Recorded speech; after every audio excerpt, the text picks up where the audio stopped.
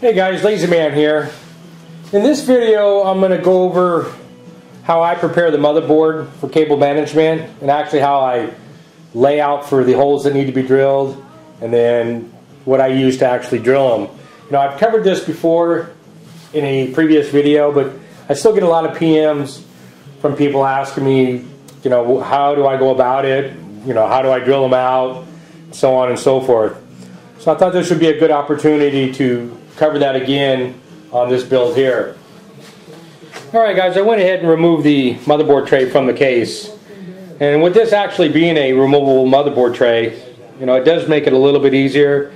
But if your case doesn't have a removable tray, you know, it can still be done. It just takes a little bit more effort. But anyway, let's zoom in here and we'll get a closer look. So anyway, what I like to start off with are the ones that are pretty obvious. And if we take a look here, you know, this first hole that I've laid out, you know, that's for the front panel audio, which is up here. So that's that one there. And then if we come over here, you know, you have your FireWire, USBs, your front panel connections. And even though this doesn't span both of the, from one end to the other, I figure one hole large enough, you know, should be enough to cover these. And then if we looked over here, another pretty obvious one is you're going to want to bring your SATA cables in. And now I could have brought them in, you know, from here and across the motherboard tray and then tied them in. But for me, I just think it looks nicer if the cables come in right where they need to plug in, and you don't see them going across the motherboard tray. So that's that one there. And then if we come up, now this one isn't as so obvious. What I've put this one here for, of course not for the IDE ribbon, but for the PCI Express cables. Now what we're going to have here is, let me back up a little bit, we're either going to run 3-way SLI or 4-way SLI, and for the top two graphics cards, that is what I'm going to use this hole here for. And that way, you know, the cards will actually extend way out here, and then I can run the cables through that hole. And then for the third card, which would be here, and or the fourth card, they'll come over, they'll actually be on top of the SATA connectors, and we'll run them right through here. And then for this one up here, of course, this is for the 24 pin. And again, you could have ran it from the outside here across the tray and then tied it in, but for me it just looks nicer if it's nice and tight. And then another one that I was just thinking about is I'm probably going to put another one up in here. The client, I believe, is going to go with the Corsair, either 12 gigabytes or 24 gigabytes of RAM, and it's probably going to come with a cooler. And if he decides that we want to use the cooler, then I'm going to have to run the power source or the power connector, you know, back behind the motherboard tray. So I think we're going to go ahead and put a hole there. Alright, and that's pretty much it. Again, as I explained in the earlier video, we do have the 8-pin connectors here. And if I can tilt this board up, we'll take a look here. You know, there's a standoff right here where that screw is, and then between the top of the motherboard tray and where this actually ties into the case, there's really not enough room to make a hole. So if you watch the previous video, you'll see where I'm going to come down where the power supply mounts into and bring those cables down and tie into that. And then had we run air on this as opposed to water cooling, you know, you would have your CPU cooler here, and again you would have a power connector, and unless you're going to tie that into the motherboard, you wouldn't need an additional hole. But if you're going to run that to a fan controller, I would have put another hole here, and I could have ran the cable back behind the motherboard tray. Alright guys, once you determine where you need to put your holes, you can actually lay them out in several different ways. One is you can just cut a round circle, you know, like we have up here. You can also cut squares, you know, using your Dremel. You know, cutting squares or cutting rectangles, you know, it makes it a little difficult to actually put U-channel on it or some sort of grommet. But I prefer to actually make a oval cutout And in this case, what we're using, I know my width of my cutout is 1 1/4 inches, so I'm going to use an 1 1/4 inch hole saw, which is 32 millimeters. And what we'll do is we'll just cut out each side, and then we'll connect it with our rotary tool. And the reason why I've chose this particular dimension, it's 3 inches by 1 1/4 inches, is I'm going to go ahead and use these grommets here that I picked up from Corsair. And these come in a kit of different sizes. There's the large one, the smaller one, which we're going to be using over here, and then of course the round one for up here. Now, it was a little difficult to get them to sell these to me. I tried to buy them in bulk, and Corsair declined on selling them to me in bulk. But they did, or they were willing to sell this to me in a kit. And in the kit, I believe there's 18 grommets, and I'm not sure the price, 10, 12 bucks, something like that. So they allowed me to buy a few kits, and hopefully we can continue that relationship, but we'll see. Anyway, once you lay them out, and in this case, again, I've got an oval. What I've done is, you can see I've put a center line down the center, and I've done that so I can actually figure out where my center mark is going to be, so I can take a center punch like this here and go ahead and center punch the hole. And what that'll do is it'll allow the pilot bit on your hole saw to actually have something to grab into, and this won't want to travel as much. So anyway, with me having the center line there, again, I know it's 1 1/4 inch across, so half of that is 5/8.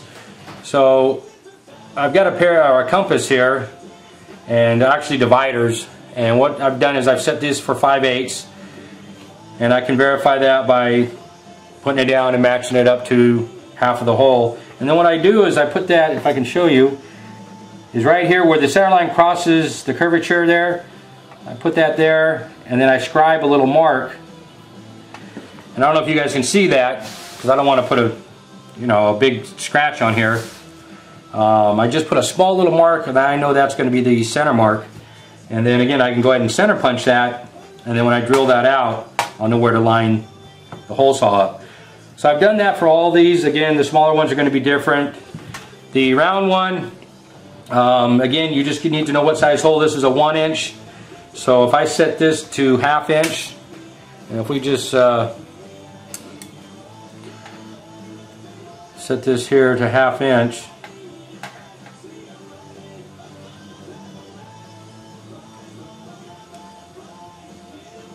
okay, it's set for 1/2 inch, so I can go anywhere on the perimeter of the hole, say right there, put a scribe mark, and then come over here, and let's do it from the top so you can see it. No. Come on this side here, and put a scribe mark. Now I know exactly where the center of that hole is. So again, it's probably not as critical with this one here, because as long as I get a center punch mark, I can be off a little bit, because we're just drilling one single round circle. But these are somewhat critical. You drill this one here, and if the one you drill down here is off a little bit, what it's going to do is when you put your grommet in, it's going to kink your grommet a little bit. And maybe not a big deal, but to me, I mean, it's not that hard to try to be a little more precise and get this laid out, so you can kind of eliminate any of those problems. So anyway, what I'm going to do first is I'm going to go ahead and cut this out here. And the reason being, as I drill these out, of course, I don't think this will be too weak, but the panel may lose some of its rigidity. And for that being said, I think I want to cut this larger hole out first, because I'm going to be using a skill saw, or excuse me, a jigsaw to cut that out. So I'm going to go ahead and get that cut out. I'm not going to show that on camera. I will show drilling a couple of these out, and then we'll see how it looks. Alright. Oh, one thing I forgot to mention, and again, this is just the way I do things, is how I got these round circles, or these round oval shapes, is I went ahead and made a template, and it's the larger one, the smaller one, and the round circle. and then I can use these once I know where I want approximately the cutout to be. And as you can see, like for instance this one here, I have a mark here and a mark here. That's the width of the 24 pin connector. So I know that I want this to be somewhere in there, and of course I centered it up. But once you get your mark, you want to know my mark starts at the edge of the motherboard. So wherever my mark ends, I know that's the very edge of the motherboard. You can see here, I drew a straight line to give me the edge of the motherboard. And then it makes it easy for me to lay these out and just trace those. And because of the grommets I'm using, you know, I'm going to recess these under the motherboard just barely. So you can see, again, the end of the motherboard will just cover up this end here. And that'll work out pretty good. Alright, I'm going to cut out the hole for the retention plate. Alright guys, I went ahead and got the hole for the retention plate cut out. And it turned out pretty good. So you take a look there.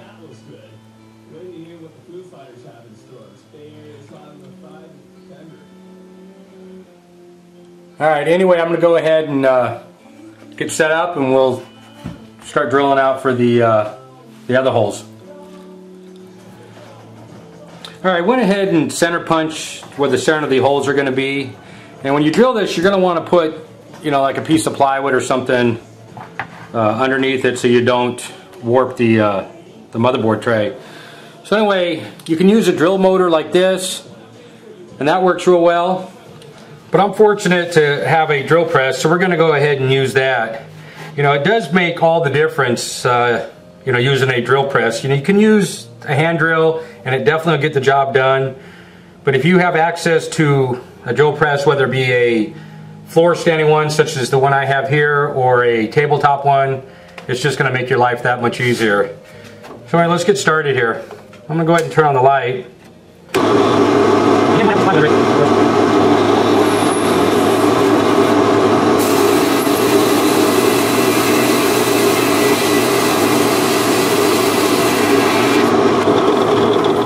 Alright, and that's all there is to it. Now, I should have gloves on, which I don't. I do have safety glasses on, and I could go ahead and C-clamp the material down to the base of the drill press, but I'm going to be moving this around so much, and you know, I think I can hold on to it. But I will put on my gloves, and we'll continue the rest.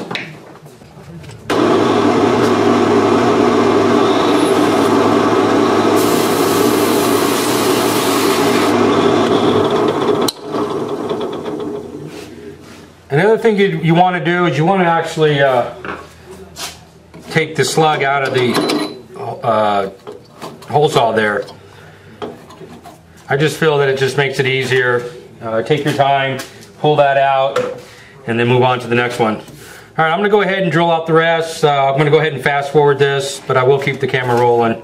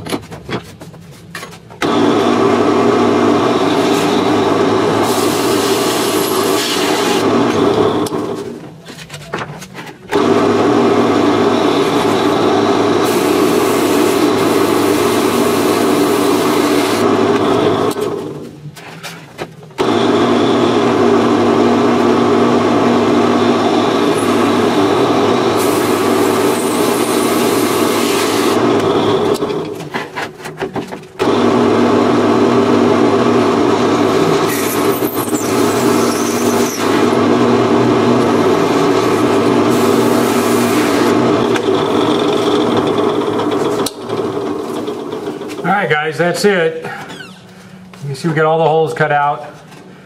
And then we'll go ahead and get set up so we can cut the remainder of it with the rotary tool. Alright guys, once you've got your holes drilled out, I suggest taking your straight edge and redrawing a straight line. This way it'll compensate in case one of your holes wasn't exactly where you wanted it. Another thing I suggest is that you do clamp this down with some C-clamps or something. And then we'll go ahead and drill this first one, and then I'll go ahead and drill all the rest, and we'll take a final look at it. And I'm going to use Dremel just with the cutting disc.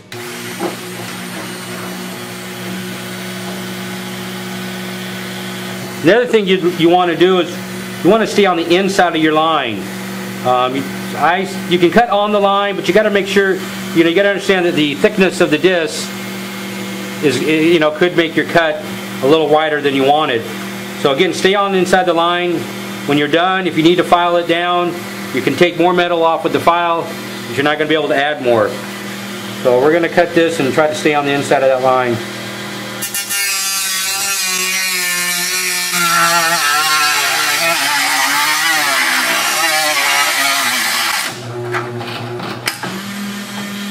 And be careful, you don't want to get the blade stuck.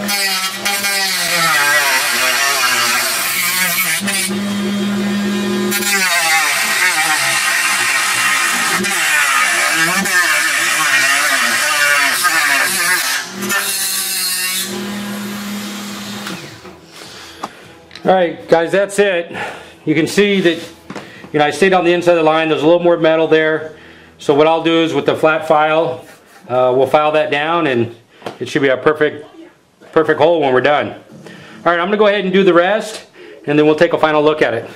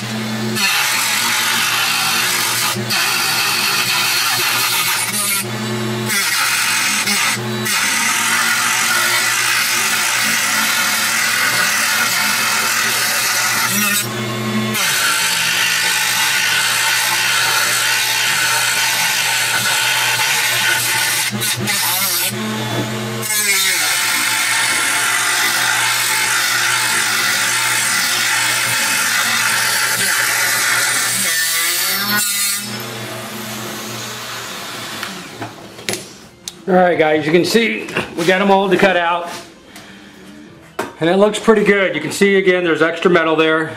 Not a big deal. We'll go ahead and get the file. We'll file these down, and then we'll take a look with the grommets on it. Alright, let me get this file down and I'll show you how it looks. Alright guys, I got all the holes cleaned up, and there's a couple things that I think are worth noting.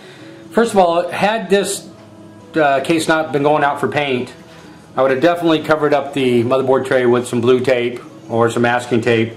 That way you can eliminate any scratches that may occur.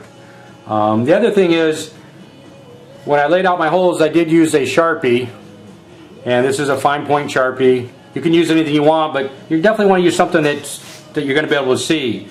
And what I do to take that off, again, this is going to be painted, so it's not that critical, but just take a little goof off, and you'll see that this comes right off. If we look at this one right here,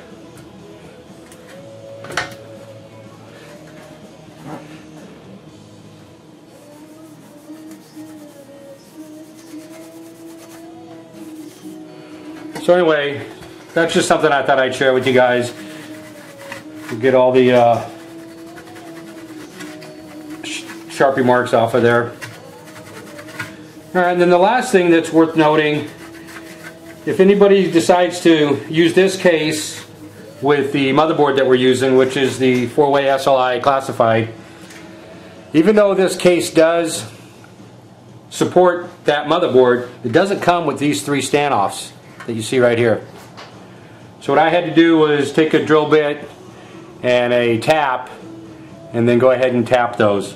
Now if you don't have access to a tap, just go ahead and take a drill, and I'm using 632. Again, another thing, the other standoffs on this case are metric, and I don't have a metric tap, So I did have some extra standoffs from a previous build, and so I just drilled for a 632, tapped it with a 632 thread pattern, and used these standoffs here.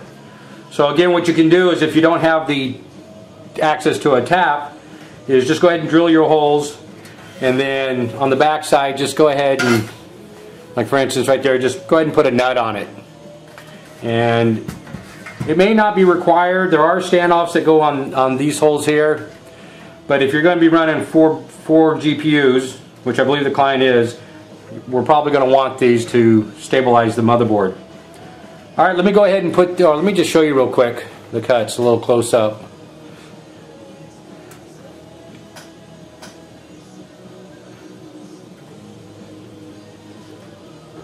So they all turned out pretty good, including the cutout for the retention plate.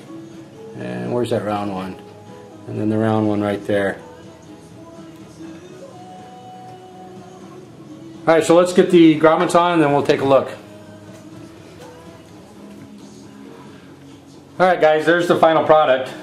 And you can see I used different U-channel for this hole here, and even a different U-channel for the opening here. And this is for those who don't have access to the Corsair grommets. You can go ahead and use standard U-channel. And the one I used here, I'll bring it up a little bit closer. This is the slotted U-channel. You get this at Performance PC. And I'll see if I can show a close-up of it. Anyway, it has little slots in it. This allows for it to bend around corners, actually tighter corners. So for something like this, I could have used this or this channel here, but let's say I was going to use U-channel on this. Then I would have to use something like this that would actually go around the tight radius. Now for this hole up here, I did use the U-channel that you pick up in MN PC Tech, and this stuff is really nice. I mean, it's real flexible, it's real soft, and you can see it really looks nice around that hole. So this is good for, let's say, something like this, a window cutout, a fan cutout. You know, even this hole here, this is large enough that this would work. You can see how it goes around a tighter radius, but I don't think it would work in something that tight. So anyway guys, you can see that not only does this look good, but it actually will help with the cable management. So you can see that it was pretty easy. It does take a little bit of time, and I'm hoping that you guys take this on and you know, make your motherboard tray work for you. Anyway, this is LazyMan, and it's a modern world.